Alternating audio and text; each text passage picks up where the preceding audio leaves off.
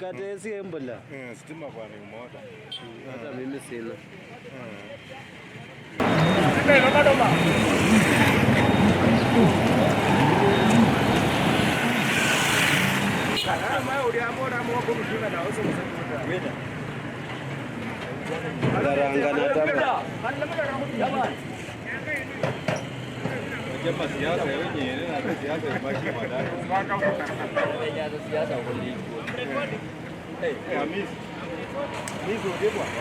Mili.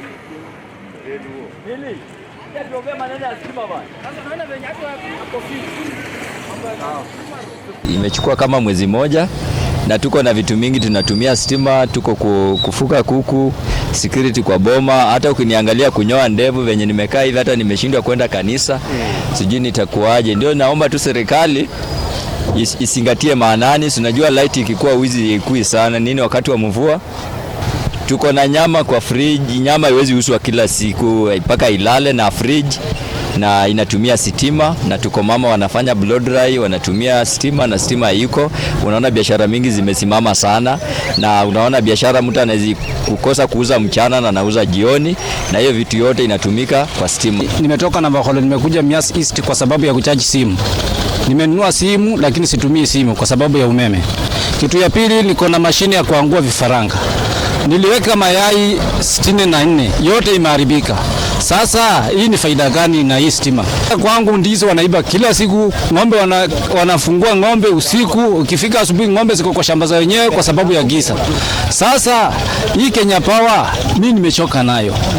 Haya, ukiangalia mimi mwenyewe sura imeharibika. Mimi nanyoanga kibara kila wakati. Sasa nimekosa kunyoa. Juu nikienda kunyoa na wembe kichwa inaharibika na kuna kila mahali. Sasa nashindwa nitaenda wapi? Hatuna stima na mambo mengi yamesimama. Unajua Kenya ama inji taifa lote lazima litembee, biashara na maendeleo na miradi lazima siendelee mbele na stima. Stima imechangia pakubwa, na ni ajabu kwamba kufikia leo ni muda mrefu umekupita. Leo stima dakika 2, dakika 3 hakuna, masaa mawili hakuna, siku mzima hakuna. All round biashara zimesimama nyingi.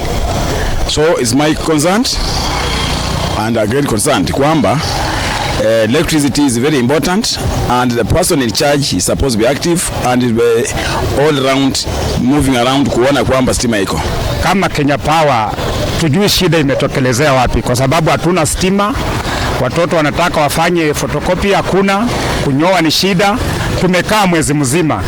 Kwa hivyo ombi langu ni kwa Kenya Power, tafadhali na wasi mturejeshe stima. Mias East as a whole hakuna stima yoyote ambayo inaendelea. Tuko na fridge, hatuna mafuta ya taa, tunategemea hiyo stima. Kwa hivyo tuko katika kiza ambalo ni kiza mzito sana. So kama kazi ni ngumu ama kazi imekuwa mingi Kenya mzima, tuache mambo ya monopoly, tuache kampuni zingine pia zipate nafasi. At least mwananchi wa kawaida akuwe na shughuli zake ziendelee kama kawaida. At least watu wengi sasa wanalia. Kuna watu wamepoteza maelfu ya pesa kwa sababu tu moto hakuna. Na wafanyikazi wote wa Kenya Power wanapita tu, hatujui wanafanya kazi gani. Kila saa asubuhi wanaamka kwa malori, kwa magari, wana patrol. Unapata wakati wanakuja kutembelea watu wanatumia stima, unapata mtu hajalipia hata siku moja, wanakata nini vitu kama hizo. Lakini sasa wakati sasa moto haiko, hawakuja kutushughulikia.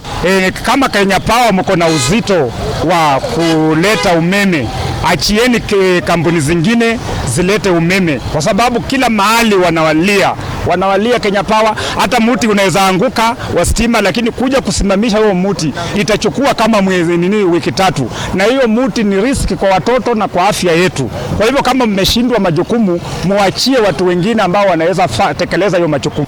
Kampuni ya Kenya Power ni kampuni kubwa sana.